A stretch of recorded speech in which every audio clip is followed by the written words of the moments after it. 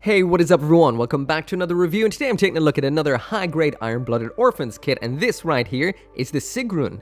Now, according to the box right here, this is from Iron-Blooded Orphans G. Now, it took me a minute to figure out whether this is Urder Hunt or not, and taking a quick look at the Gundam wiki, apparently Iron-Blooded Orphans G is an app, which will feature in it Urder Hunt. So this is more of an Iron-Blooded Orphans MSV design as far as I know. If you know more about it than I do, feel free to weigh in the comments. I will pin it if you've got some juicy information. And as usual, if you do want one of these of your own, I got mine through Hobby Link Japan, link in the description. Make sure as usual to get your pre-orders in because gunpla is getting harder and harder to come by, and there are some new kits being released and announced soon, including the new VALKYRIE. Anyway, let's get right into the review.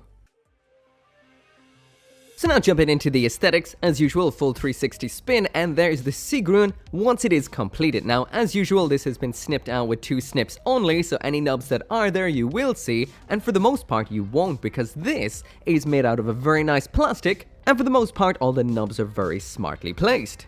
On top of that, I did do a little bit of panel lining using grey and black flow type panel liners. But besides that, this is exactly what you will get out of box. Now this looks ridiculously good. On par, definitely, with the Grimgerde we've seen so many years ago. This is based on the exact same VALKYRIE frame that we would have seen back then. And just like the Grimgerde, this works really well. The light armor on that perfectly rock-solid frame is a great combination. From the front, you can see that it is heavily armored, and around back, especially on the legs, it is very lightly armored. Like I mentioned, there is a full frame inside of this, except for maybe the forearms and the feet. The vast majority of this can be put together with just the frame only, like we're seeing right here. Now, there are some additions to the frame, especially in the waist unit, but a lot of it we would have seen before. When it comes to the armor that is clad on top of this is mostly brand new, with a couple of areas that look similar to what we would have seen with the Grimgerde. Either side of the chest, some of the forearms, and a little bit of the upper legs look very similar to the Grimgerde, but a lot of it is so different. This is beautiful. When it comes to the color accuracy on here, we do get some stickers inside of the box, which is usual for a Iron-Blooded Orphans high grade, but here it's not so bad, and it is very well thought out from Bandai as to where the stickers go. For the vast majority of them, they're up on the head in the visor segment, as well as those 4 little eyes on the lower section of the head.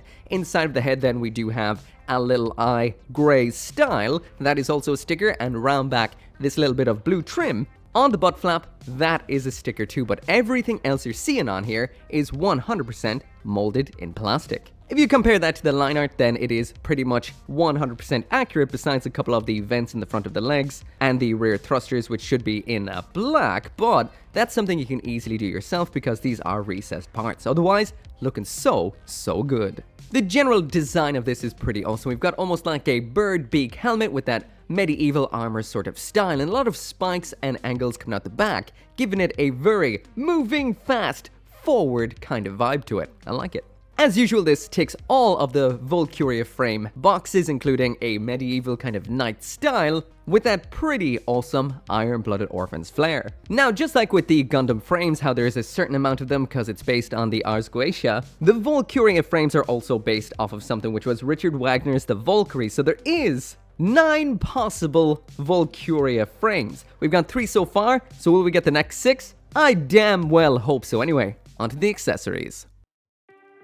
So now jumping into the accessories, and here's everything that comes inside of the box, and just like usual with an Iron-Blooded Orphans release, there's not a whole lot in here, but what we get is pretty cool. So first off, taking a look at the hands we've got in here, which is nice to actually get some alternate hands. What we have first off is the pair of fists that we've been taking a look at all through the review so far. These right here are your typical block style holding hands, and this is the same for the left and the right. As for the alternate hands we have in here, we've got a left hand widespread open hand, as well as a right hand with that nice angled wrist to get those good thrusting poses. As for attaching the alternate hands, it's the usual gunpla routine. That is, you pop off the ones that you do not want anymore and pop on the ones you do. These are all ball joint attachment with nothing extra besides just being a pre-molded hand. Nothing moves, nothing does anything special, but these do look pretty good. The left hand is a widespread hand that is quite delicate and suits the VALKYRIE frame really well. The sculpt on it is impressive on top of that. And around on the right hand side, this is an extended thrusting hand for using with the weapon we have included. And speaking of the weapon that we have included, let's check it out. So the first weapon that we get in here, should I say the only weapon that we get in here, is this one-handed lance that is known as the VALKYRIE rapier. Just like we would have seen with the Grimgerde, the business end of this is in a metallic injection gold, so it'll match with those swords almost perfectly. And what it says inside the manual about this particular weapon is the VALKYRIE rapier is the main melee weapon developed for the Sigrun. The sword blade is made of rare metals and can penetrate nano-laminate armor. It has rare properties that specialize in penetrating power in an age where mass-based armaments are prevalent. Attaching this into the hand is super simple. It's just a peg into a hole just like so, and it holds onto it pretty much all right, is probably the best way to put it. As long as it's upright, you're not going to lose it, but anytime you do angle it downwards, it can fall out. So, to not doing it right now, oh, there it goes. I have noticed that while trying to pose it, that can happen. So beware.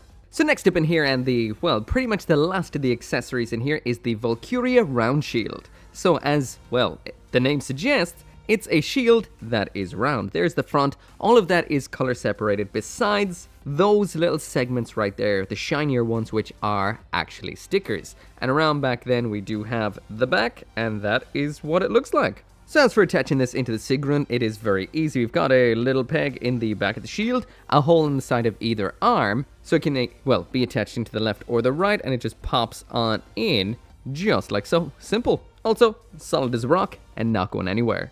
According to the instructions right here, the VALKYRIE round shield was developed exclusively for the Sigrun as an ideal piece of equipment to be used alongside the rapier. It is both an offensive and defensive armament that enables attacks focused on individual targets where enemies are entwined by the built-in wire anchors on the shield and impaled with the rapier. So yeah, just like the instructions said, we do get 2 wires in here. These are about, here, let me check, 20 centimeters long, and it says cut them to the desired length that you want. We've got 4 of these here removable anchor segments. That's 1, 2, you can count to 4, I'm sure. So that does mean these wires here will need the snip. So here we go. Desired length, somewhere in the middle. So in order to get these anchors attached, first off you pop the wire into the shield itself. Now I will mention the holes here are a little bit on the shallow side and the wires are a little bit on the wimpy side, so the combination here doesn't work the greatest. I would say get your own wires, you'll have a better time. On the other end, then you just stick them into the end of the anchors. This is a deep enough hole, so these hold on perfectly. And once you get it all set up, it'll look a little something like this. This is a very interesting idea for a weapon. It's almost like a little bit of a squid or an octopus shield. They'll grab onto an enemy mobile suit, getting it ready for the stick-in. So now finally moving on to the articulation, and first off the usual comment on the build. This is rock solid, just like we would have seen with the Grimgerde. This is not going to move. It's lightly armored on an extremely tough and sturdy frame, so this will be moving nowhere on you. Holds poses perfect. The neck here is your usual giggity goo double polycap neck joint, giving us down and up just like so. Side to side is somewhat blocked by that big old collar. Up in the shoulder, the polycap is aligned to move up and down just like so. So there is the arm all the way up, and that can really reach into the air. There it is all the way down, nice and smooth. Shoulder can pivot slightly separate to the arm. We've got the full 360 spin as well as the typical shoulder roll in there. Next, the full 360 upper bicep swivel. Extremely nice 2-point bend at the elbow. The wrist is your usual ball joint. We have some seriously impressive waist articulation, which is even impressive by iron-blooded orphan standards. So there it is all the way up. You can kind of see the skinny waist there and all the way down. So a lot of movement. Beyond that, or should I say below that, then we've got a ball joint. This is the most likely to kind of pop out while you're posing, but it gives you the full roll inside of there as well as all the rotation that you would ever want. The front skirting armor here is on a ball joint, so it can move down and up and all the way around. This has a lot of movement and isn't, well, prone to falling off, which is very nice. The big side thruster binder things here on the side, these are on ball joints. Make sure these are popped in all the way or they will fall off all the time. You'll know they're popped in all the way when they don't fall off ever again. These move around quite a bit on ball joints.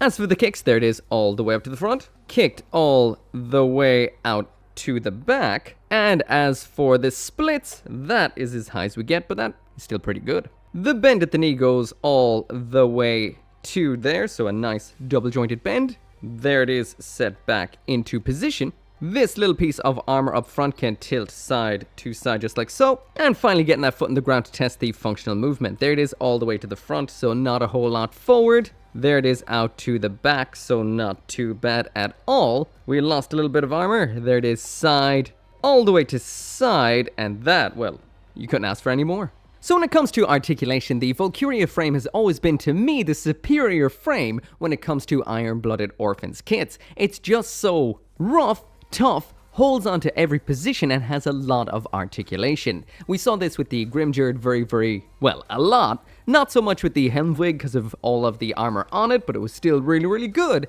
And this right here really is the sister suit to the Grimgerde. The only thing I could say could be a little bit better is we could get a little bit more upward movement action at the feet to get lower lunges, but this is a suit that wants to be up in the air, and that's where it will look awesome, up on an action base. This poses up a storm and holds poses perfectly, and I can tell you, the Grimgerde hasn't aged a day. So I assume this one won't either. Also, somehow I almost completely forgot to mention that you are able to move these little spiky bits, segments at the back, and you get a little bit of motion out of those, ever so slightly.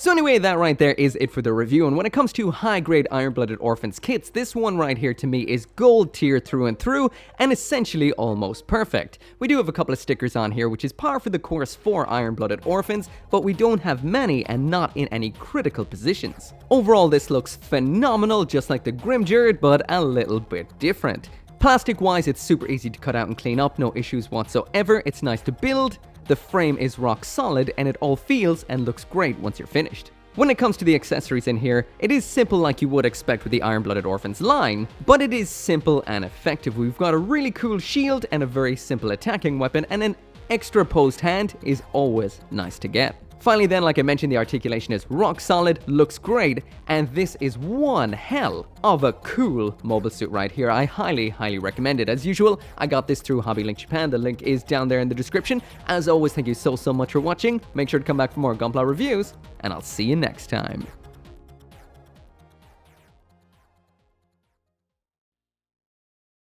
As always, this video and every video would not be possible without each and every one of you guys who watches my videos. And special thanks to those of you who are supporting me over on Patreon and on the channel members, including Caleb Engelhart, Global Frequency Studios, Go Little Rockstar, Gunpla UK Limited, Joe, Kill Me Inc., Lawrence Seahack, RG59061, and Van Fawn.